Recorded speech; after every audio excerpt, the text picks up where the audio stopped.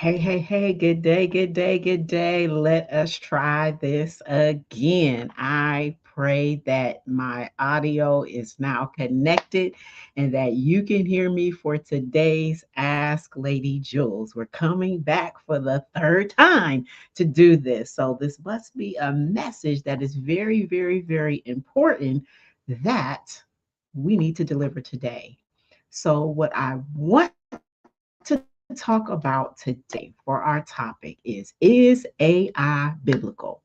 And if you're listening to me, please let me know if you can hear me or not this time. Oh my goodness. It does say that everything is connected and that you can hear my audio this time. So I'm praying that this is coming through to you live. But anyways, let's get into our topic for today because I want to talk about the truth about church automation and how I look at this through my framework of DDB, discern, dismantle, and build. We have to discern the problem, dismantle the fear, and we're going to build a solution very, very quick in less than 5 minutes. And what we have to discern is the admin idol because we often think that being busy for God is the same as being close to God. But what if the hours you spend on spreadsheets are actually stealing from your ministry time? So let us diagnose this. We first need to identify what this pain point is because pastors, leaders, you all are drowning because you aren't doing ministry, you're doing management. And so the key word is when we talk about church leadership burnout and the administrative burden that it takes, we first need to discern the difference between holy work and busy work. So let's get into dismantling the fear of soulless ministry. We have to address the fear, this elephant that is in the room, that if I use AI, am I cheating? Is this authentic?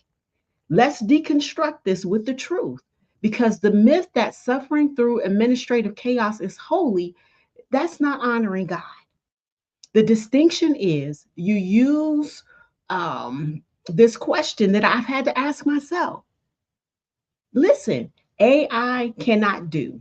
What are the things that AI cannot do? It cannot anoint. It cannot weep with someone that is grieving. It cannot disciple a new believer. How do we make this biblical connection? When we think about Acts chapter 6, the apostles needed to delegate the serving of tables. What was that? That was administrative, that was logistics. They did that so that they could focus on prayer and the ministry of the word. And so I want you to think of AI as the modern table server. Now, how do we build this out? Because we have to have strategic transformation when we're using tech. So, I'm going to share with you just three quick practical steps, some how to's that you can do right now today. All right. So, if you're ready, let's get into it. Number one is for communication. You can use ChatGPT to draft your visitor follow up emails so that no one slips through the cracks. Number two, generosity. You can automate your giving receipts so that people feel thanked instantly and not 3 weeks later. Number three, content. Take your Sunday sermons and use AI to turn it into devotionals for the week. You are still using your authentic voice. We're just leveraging it. So we have to reframe this into what I call digital stewardship because you are now stewarding your time to give back to God's people.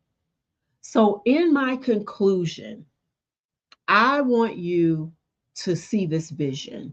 I want you to imagine having a week where you spend 80% of your time with people and only 20% of your time on paperwork.